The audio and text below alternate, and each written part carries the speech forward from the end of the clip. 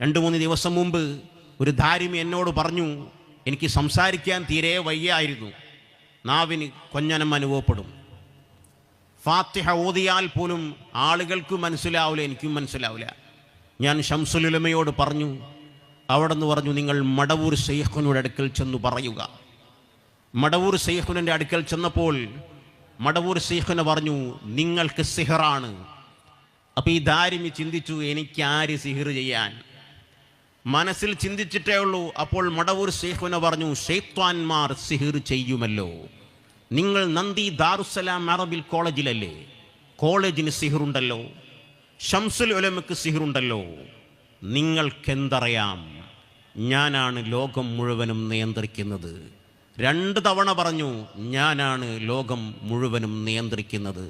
നിങ്ങളുടെ രോഗം സാവധാനം മെല്ലെ മെല്ലെ മാറും. അദ്ദേഹത്തിന് രോഗം മെല്ലെ മെല്ലെ മാറി. ഇങ്ങനെ ശംസുൽ ഉലമയായാലും സുൽത്താനുൽ ഉലമ കാന്തപുരം ഉസ്താദായാലും വലിയ വലിയ മഹത്തുക്കളൊക്കെ മടവൂർ ശൈഖിനുടെ സന്നിധിയിൽ പോയി കാലഘട്ടത്തിലെ വലിയ വലിയ മശായിഖന്മാർ അടുക്കൽ പോയി അവരുടെ നിർദ്ദേശം അനുസരിച്ചു ജീവിക്കുന്നു.